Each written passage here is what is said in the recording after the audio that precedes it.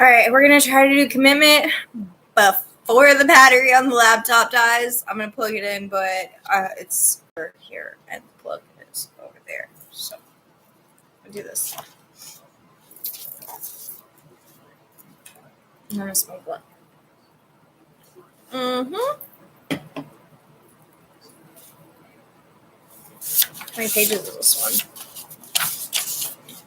Oh, I'm just bullshitting. This is a long one. I don't think that we're going to make it through before the laptop dies. Chapters.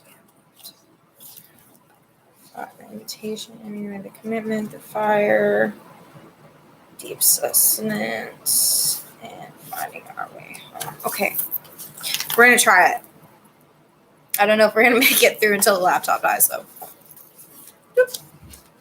All right. The commitment. It doesn't interest me to know where you live or how much money you have. I want to know if you can get up after a night of grief and despair, weary and bruised to the bone, and do what needs to be done to feed the children. Try this one morning as you're lying in bed. Imagine millions of men and women all around the world rising from their beds where the sun finds them, leaving back-supporting mattresses and straw pallets, hammocks, futons, and thin blankets on dirt floors to take care of children. Regardless of their religion, culture, or material circumstances, there are noses to be wiped, bellies to be fed, tears to be dried, and answers to be provided for the questions of young minds. In modern cities and remote villages, luxurious mansions and desolate refugee camps, fires are lit. Stoves are turned on, cereal boxes opened, and water is drawn from taps or pumps or streams. Fruit is peeled, and breasts are bared for hungry mouths. It doesn't matter whether the men and women have the resources to adequately provide what the children need, or whether they feel like getting up and doing what has to be done. Life cries out in its need to continue, whether the providers are ill or healthy, illiterate or educated, despairing or filled with enthusiasm for life. Reach out one morning with your imagination and feel them, the millions of men and women who do the best that they can every day to feed their children's bodies, hearts, and minds. My father was a lineman. He climbed into hydro poles in northern Ontario, part of a team that made sure our small remote community got the electrical power upon which much of our life depended. He started working when he was 17 and retired when he was 55. For 38 years, he left the house at 7:45 in the morning. At other times, he would rise in the dark of the night and go out through snow and temperatures well below zero to restore power. The very rare occasion when he did not go when expected, I can remember only a couple of times that he stayed home ill or with the flu for a day. It made me uneasy as a child.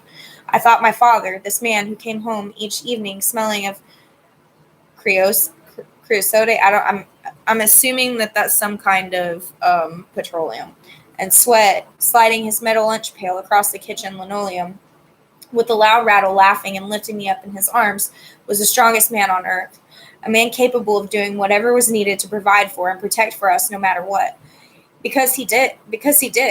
And because he did it because he loved us, because he valued family in a way that people often do when they grow up without a happy family and longing for one, because it needed to be done. When he was not working, we spent a lot of time together, my mother, father, brother, and I, camping, fishing, hiking, playing broom ball on the ice rink he built for us in the backyard.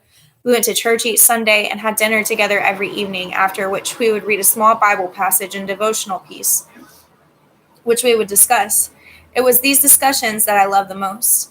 I examined and questioned every assumption of the beliefs that I was being taught. If we were giving God credit for the Rosoy boy being pulled from the river when he fell through the ice last week, why couldn't we blame God if he had drowned?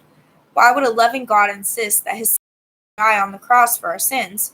And how did that work exactly? How did Christ's death and resurrection actually pay for our sins? For that matter, what made something a sin?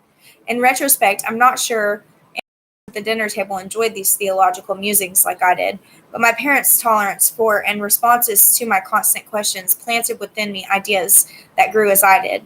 I learned that it is a good question even those concepts accepted by others as sacred. It is good to question even those concepts accepted by others as sacred, and to think for myself that there are no easy answers and that we always have a choice and we are responsible for choices.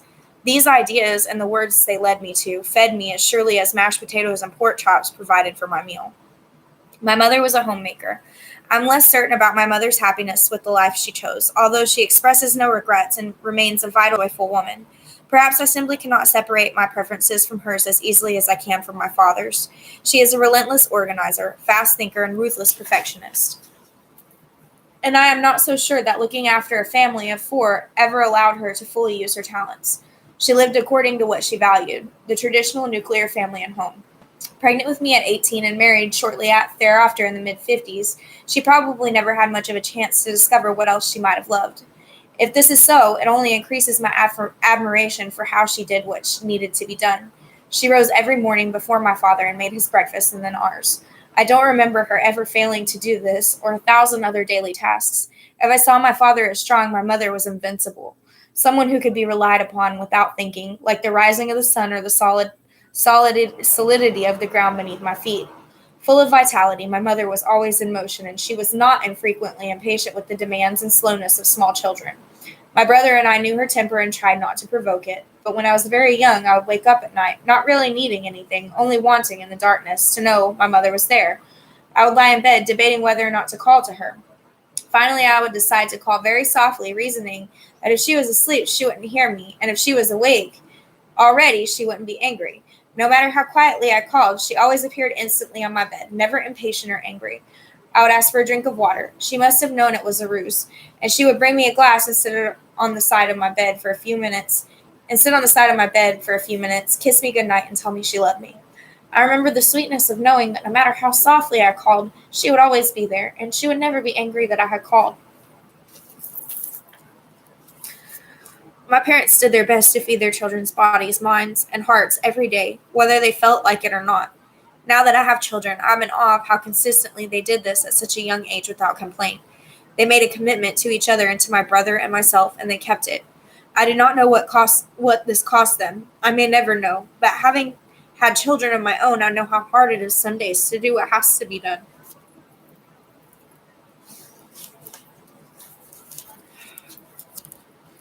Many of my parents' generation was raised with the belief that was both a curse and a blessing.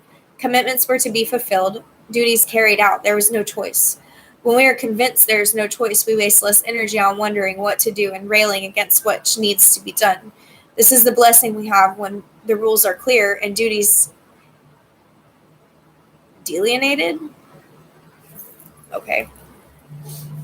Mm, But there is another side to the ease we feel when our duty is laid out for us. If the strict parameters of what is expected do not fit us, we must shape ourselves to meet them regardless of the cost. My mother, if she did not by nature fit the role of a full-time homemaker, successfully managed the Herculean task of bending to meet it without losing her enthusiasm for life and her ability to experience joy. Other women and their children were not so fortunate. Behind closed doors within spotless rooms, many of my friends' mothers drowned the pain of not living who they were with alcohol, prescription drugs, and they sometimes descended into illness and suicide. Many of the women of my generation are torn apart daily by the choices available to us, choices I'm nevertheless grateful to have. When I went to work, I felt worried and guilty about leaving my children at daycare. When I stayed home, I thought I would go out of my mind with the mental boredom and struggle to live without enough money, and the worry that I would never be able to go back into the workplace and make a living. I had inherited my parents' values in a world with many more choices and demands, plus my own expectations that I could and should develop my own interests and talents. So I tried to do it all, to keep a house and care for my children according to the standards required of a full-time homemaker, to attend classes to develop my skills, and to work to provide money and financial security. And I got sick. Very, very sick. One of the gifts of lying on the floor too ill to get up with two young children to look after is the ease and clarity with which you know what really does have to be done. Now, when I work with men and women who are worn out with too much work and worry, who tell me all the things that they have to do, I tell them, very little actually has to be done. I found out when I was ill that cookies do not have to be baked, floors do not have to be spotless, PTA meetings do not have to be attended, the dish drainer does not have to be emptied, and meals do not have to be exotic and innovative. Too ill to do anything that did not have to be done, I did the impossible. I lowered my standards. And then I did only what truly had to be done to feed the children. I made sure they were reasonably clean and dry and well fed. I listened to them and I let them know that they were loved, and I stopped trying to find a place where there would be no tension between my desire to work in the world and my dedication to my children. I started to look for and find a way to simply live with this tension, holding it without struggle or hope of resolution. In the ongoing sorting of what really did feed my children, I had to accept who I was. In some places, I could and did stretch, but I also had to accept my limitations and not try to give my children something I simply did not have to give because I thought I should be able to. Sometimes they were the ones to teach me what I could and could not offer them. When Nathan turned 5, he had a birthday party. 6 small boys racing throughout the house at a high speed and volume for 4 hours. I tried to be patient. I bought all the right things for the goodie bags, set up the pin the tail on the donkey, blew the balloons, and baked a cake. I wanted to be able to do it, and I hated it. Several days after the party, Nathan came solicitously and put a small hand on my arm as I sat in the kitchen. "Mom," he said, "you're not good at parties. I had a good time, but I think from now on Dad should do the parties. He doesn't mind what boys do so much. It's okay. You're good at other things, but you're not good at parties." Nathan could see and accept who I was more easily than I could, and eventually, most days, I learned to accept that all that I can really offer my sons is who I am. I learned to stop trying to be someone else, to trust that what I could offer them would be enough, would feed them. So I offer them the things I know and love: poetry, ideas, prayer, and time in the wilderness. But the fact remains that there are things that children need, things that feed their bodies, hearts, and minds that we may not feel up to providing some days. As creative as we can be about finding ways to provide these essential things while being all of who we are, there are some days when we must simply draw on something deep within us and do what has to be done, even though we do not want to or think we can. I once had a teacher who was very keen on always being at cause, being the sole determiner of one's own actions and never being at the effect, having one's actions directed or curtailed by circumstances or the needs and wants of others. The first time I met him, I asked in all innocence, "How can I be at cause at 3 o'clock in the morning when one of my sons is ill and I have to get up and look after him?" He had no answer for me and told me that this was why he disliked children so much, because they were so needy. It was looking after my sons that taught me the answer to my question. When Brendan was small and waking up at night to nurse, I worried about how long it would go on. I would jerk myself awake and anxiously watch for him for reassurance that he would go right back to sleep, silently begging him to do so. I was completely at the effect of the demands of mothering. Brendan's needs were determining my actions, and it was wearing me out. When Nathan was born, I did not have the anxiety of the first-time mother. I knew that no matter how often or for how long he got up at night, eventually he would sleep through. After all, how many 18-year-olds do you know who need their mothers during the night? Okay, but how many do you know who actually want them to appear? It had passed with Brendan. It would pass with Nathan. This knowledge helped me to surrender to what had to be done.